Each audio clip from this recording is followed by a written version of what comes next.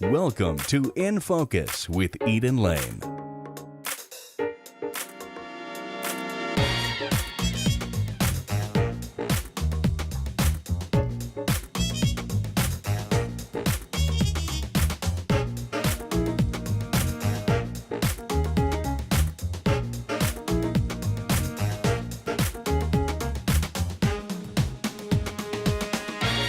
Later we'll be on the stage at Curious Theater Company with producing artistic director Chip Walton to learn about their new serialized storytelling initiative. But we begin tonight with Denver Center Theater Company producing artistic director Kent Thompson. What a busy week for you to carve out time to sit down and talk to me as you've just announced your season and still haven't even finished this season. I deeply appreciate that. Oh, it's great to talk to you as always. Oh, thanks.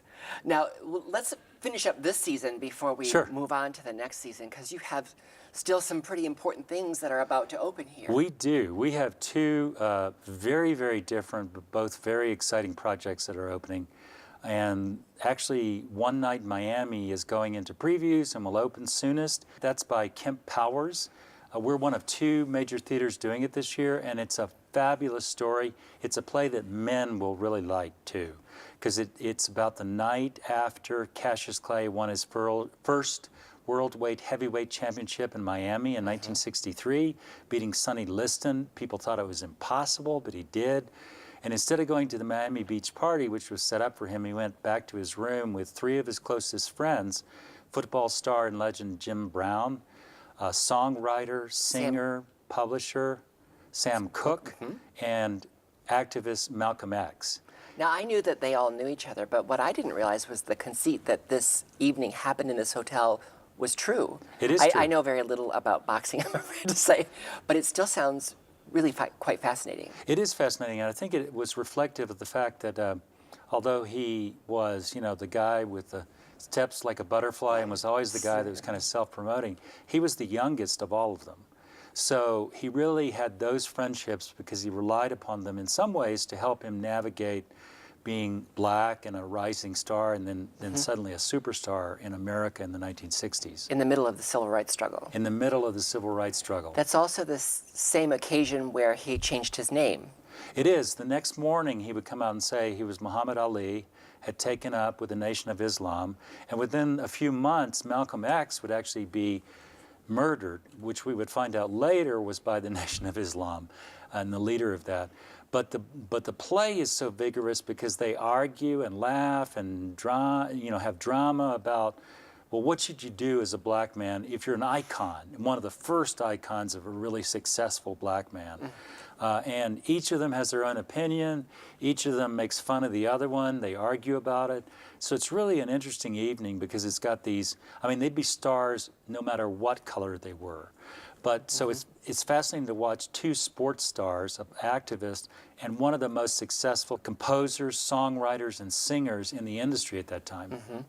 What I didn't realize until I was sort of preparing to talk to you was that there's even a Colorado connection to this story. There is. And I hadn't realized that. So it's really great that you're able to be one of the first theaters to bring this to Yes, the it's stage. fabulous because we have, a lot of people don't know that we have so many civil rights connections and so many family connections in the African American world, including Muhammad Ali.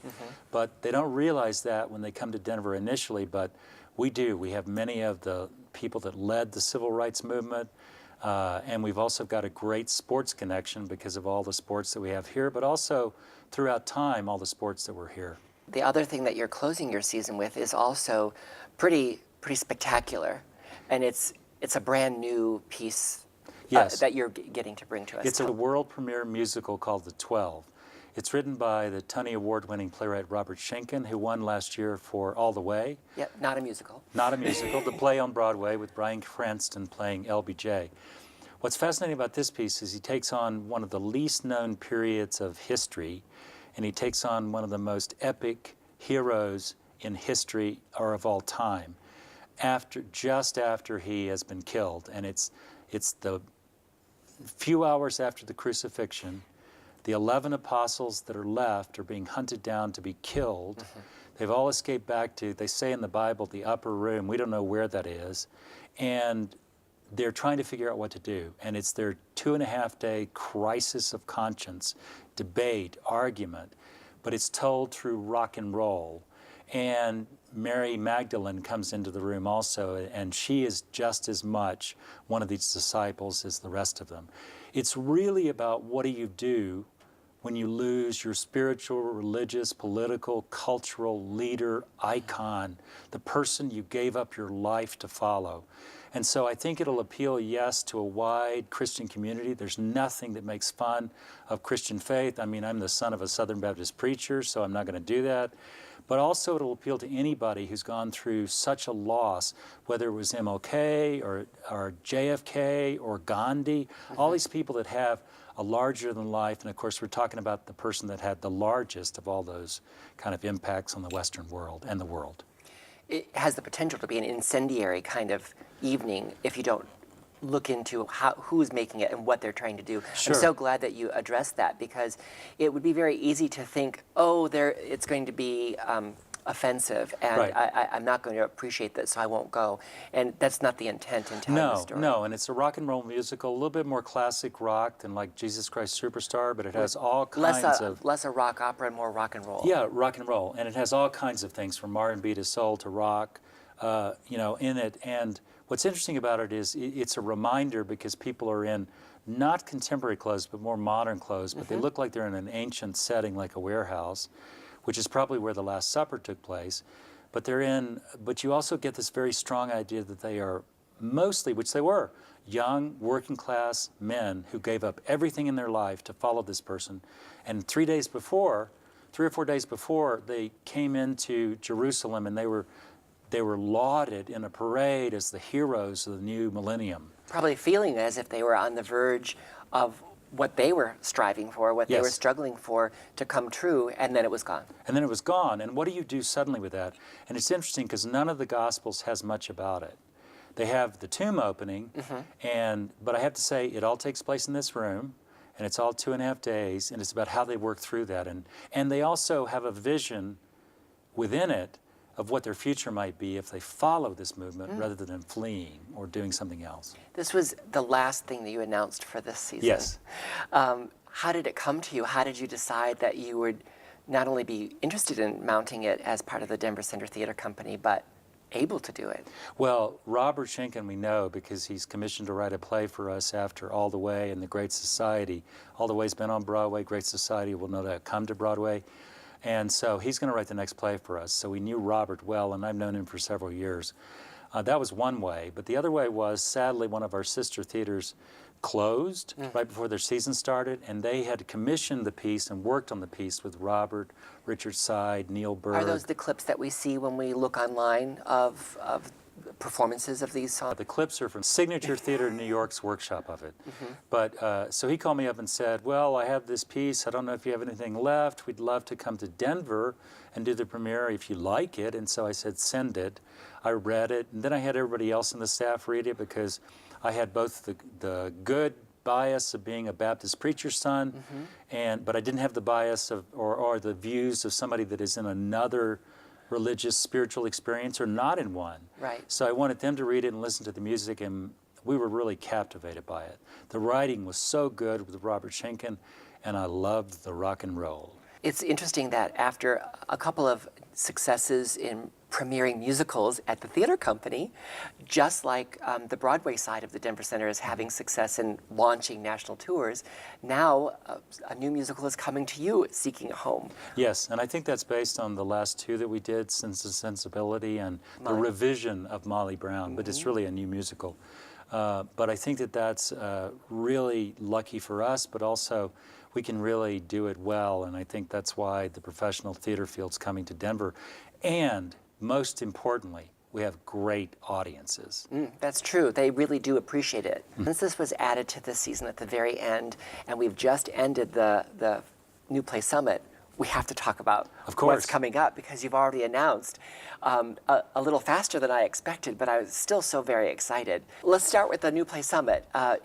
For me, it was clear what you might pick, what I personally, as a member of your audience, hoped you would pick, and you picked them. Well, it's so interesting because people ask me, what did you do to go go through the process of deciding. Because they're all good. Because they're all All good. good writers. And what I do is I go over all the comments that people fill out in their forums when they're here. I listen to all kinds of people. I talk about it. Then I sit down and decide. And it was really easy for me this year in one way, in the sense that I knew the 3 plays I would pick 2 of right away. And but the one that came to the top right away was Fade by Tanya Saracho. Which is amazing because she's not just this young writer, but she really did most of that creating right here with your team. She did. She's also a very busy writer. She writes for television. Yeah, she writes for television. For other regional theaters, small ones like the Goodman Theater in Chicago. These little places. She is very heavily commissioned. She also occasionally acts. She started as an actress. And she's creating her own series now in TV.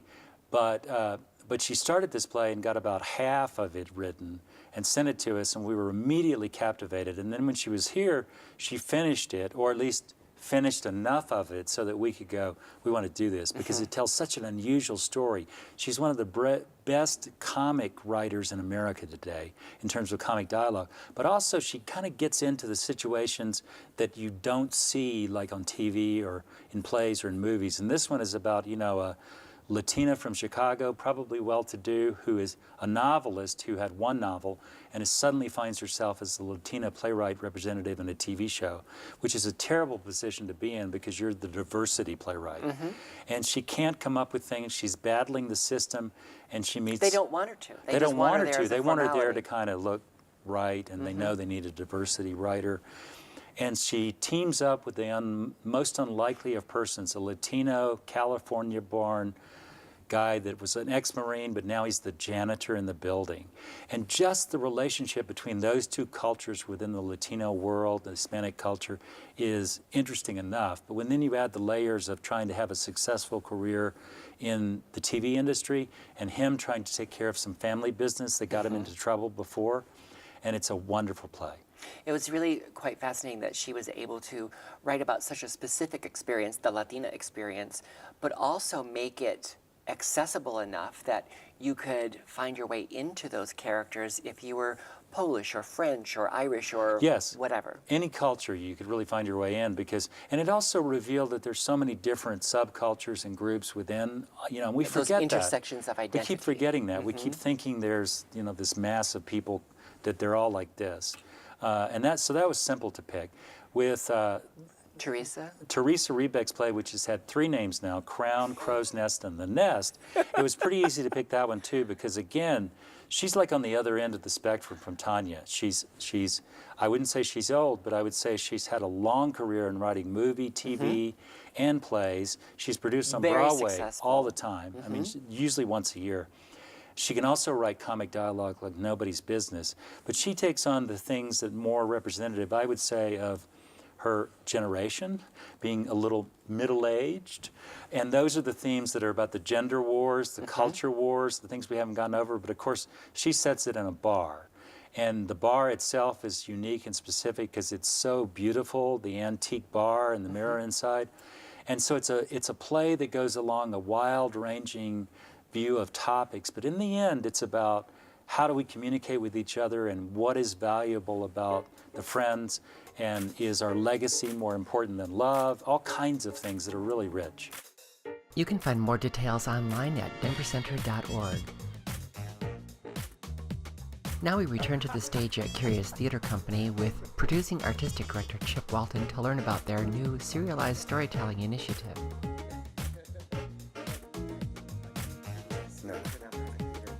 I certainly did that. Well, it's really nice to be on the stage at the Curious, since it's been a while since we've not just had a chance to have you on, but to come here in your space. And it's funny to remember that this was our very first episode was here at the Curious Theater for Denver Stories. We're honored. It's an honor to be. It's an honor to be the first, and it's an honor to have you back.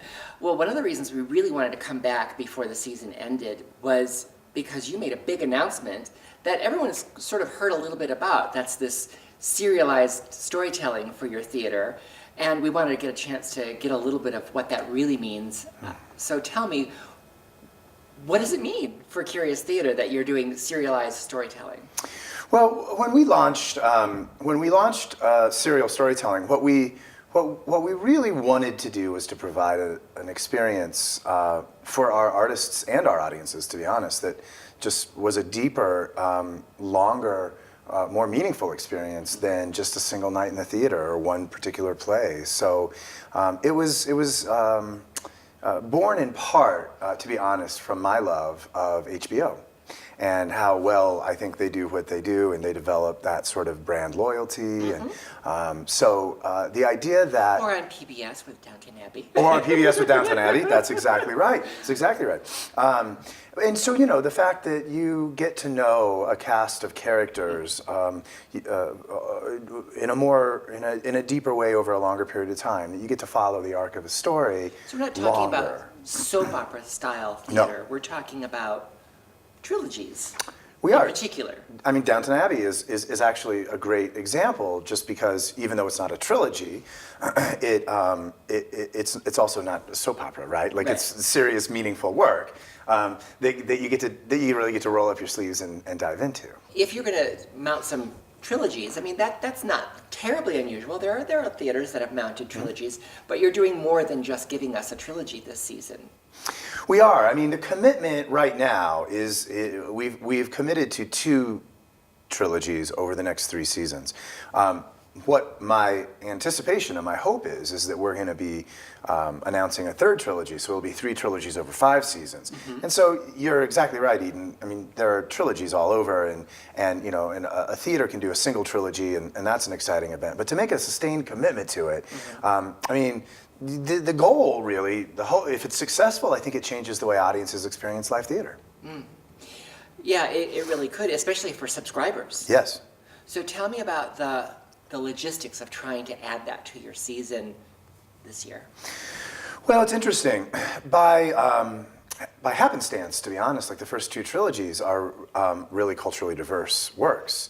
And so one of the challenges, and they're big works, they're large scale canvases. And they happen to fit in with the Curious Theater milieu. They do, yeah, they do. No guts, no story, Yeah, right? So you know, the challenges in on one level is just that they're big projects that require us to really make a commitment to diversity, both on the stage as well as reaching out to diverse communities in Denver. Yeah. The second challenge, I think, is just that we do our best to keep the creative team together throughout the trilogy. So if there's a handful of actors that will be in all 3, all the designers, the director stays the same. So we really are kind of committing to creating this world over usually what I'd like to see is it be no longer than 8 or 9 months that you see all 3 parts. But you know, to ask those artists to make that commitment is no small thing. It's like a micro company within the company, really. It is. Yeah. It is. How do you do that? How do you get actors and designers and directors to contractually agree to that over a couple of seasons in that way? What are the stumbling blocks to doing that? Well, the carrot is that they're really great plays, right? You know what I mean? Like, I mean, they're really wonderful plays. So that's kind of the ace in the hole for us. But the stumbling blocks are, you know, I mean, I can think right now, we had an actor who thought he was going to have another great gig that would have conflicted with the trilogy, and we were really concerned about that. Right. I mean, fortunately for us, that didn't materialize. But you know, I mean, when we announced doing Terrell McCraney's The Brother-Sister plays, which is the beginning of this the program. first trilogy that we're doing, I mean, we told all the actors, we told all the designers right up front, we said, we want you on board. So they had to commit to the full trilogy over 2 seasons, and you already know the dates and all of that? Yeah, and you know, I mean, I can't make them commit, like, you know, like. Well, it could be in the contract that they first signed. Yeah, so, no, it's not that. No, it's not that. I mean, because, you know, I'm really committed to, I mean, I'm committed to artists making a living, and so if they get a really, you know, if the Denver Center comes calling and one of our actors gets a show there, I mean, they're going to make. Or a big movie. Or a big movie, or whatever. So, but I really do think, I was kind of joking when I called it the carrot, but there really is an incredible commitment on the part of these artists to do this. Absolutely. I mean, you can hear it when they talk talk about this first trilogy, Right. for example, when they talk about this material, both your local actors and the ones that you've brought in to do Right. this, you can hear them talk about what a privilege it is, not just to get to do each of these plays, but to tell this full story. And you're having the playwright participate. Yeah, well, Terrell's participated kind of remotely. He's probably not going to be here, but Kiara will be here for her trilogy, and that'll we'll be the first theater anywhere in the world to produce that trilogy all consecutively. Mm-hmm. And so that's the other thing I think is that even though there have been a handful, 3 or 4 other theaters that have produced Terrell's trilogy, like it's not just a unique thing in Denver. It's a unique thing nationally. Like artists are clamoring to be able to do this all across the country. So it's a real, without patting ourselves on the back, I should say, it is really a privilege to be able to dig into work this way. And we couldn't do it if we didn't have the audience that we had that They were supports so it. excited, not Yeah. just at the announcement event, but on opening night. They were so excited that they were going to get to follow the story along in this way. And so was I. Good. I'm really excited that Curious Theater is finding a new way to live up to your new motto. No, thank you. No guts, no story. I'm so glad that you made time to tell us about what this really means and the kinds of challenges that you're going through. And it's not too late to subscribe to them. It's not. And you can buy a package that gives you a ticket to each of the 3 plays. Mm-hmm. You, of course, can buy a subscription to the whole season. That's even better. Mm-hmm. Or you can come as single ticket buyers. But what we also want to do, I just would mention, for folks that are going to come and see this, is we're trying to create online content as well. Similar to, Talking Bad, after you see Breaking Bad, Right. or the HBO Go platform where you can see, directors' interviews and outtakes and family trees and That's those sort of above and things. beyond the kinds of talkbacks and extra Above and programming beyond. that you always do Yeah. here. Well, I'm so glad that you took a moment to explain this for us directly, so they can feel the passion coming from Curious Theater and from you. I really appreciate it. Thanks Well, so thanks much. for being interested, and thanks for being here for opening night as well. Yeah. Now a special trailer for their current production, The Red and Brown Water, at Curious Theater Company.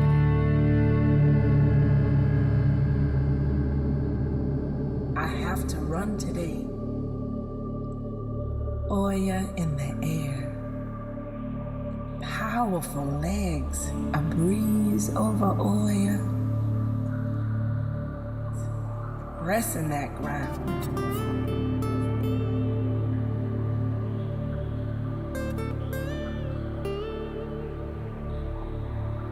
Sad, burning, beautiful, powerful, in the air.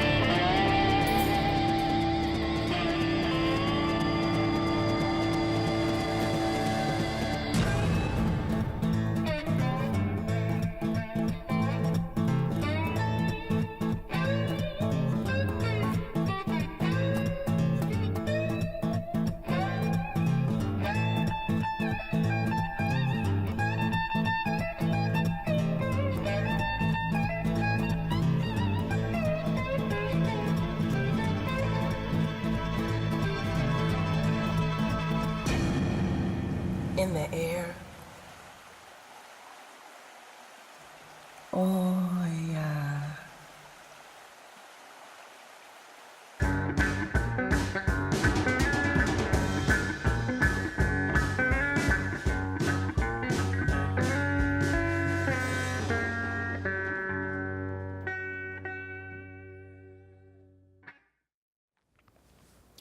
Before we close tonight, I have a special announcement. We are ending Season 7 of In Focus early this year. In fact, this is our season finale. Covering Colorado arts is a great responsibility and privilege, and I'm not ending the season early because I've run out of energy or stories to cover. The reality is the funding just didn't extend any further. During the hiatus, I will work diligently to raise funds for another season, but we won't be completely gone. In fact, I will bring you Colorado Arts In Focus updates as special reports on CPT 12 to kick off the primetime lineup each Monday and Friday beginning April 6th. I want to thank all of our sponsors and underwriters for their support over these 7 seasons. Thanks to Colorado Public Television for trusting me with this platform, and most importantly, Thanks to the viewers for watching and supporting this program with donations of all sizes. We hope this isn't goodbye, and I'll work hard to come back with full-length episodes for another season. So I will simply say good night with a look back at a special show at Lanny's Clock Tower Cabaret by local actors as a benefit for In Focus. L is for the way you look at me. O is for the only one I see. V is very, very extraordinary. E is even more than anyone that you adore and love. Is all that I can give to you. Love is more than just a gift or two. Two in love can make it. Take my heart and please don't break it. Love was made for me and you. Sing along if you know it one more time. It's for the way you look at me. Oh, it's for the only one I see. V is very, very extraordinary. E is even more than anyone that you adore and love. Is all that I can give to you. Love is more than just a game or two. Two in love can make it. Take my heart and please don't break it. Love was meant for me and you.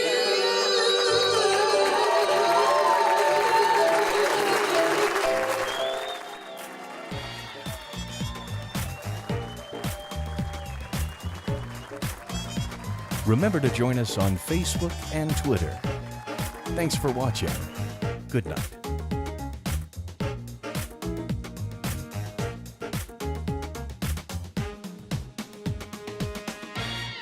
Snugglebug.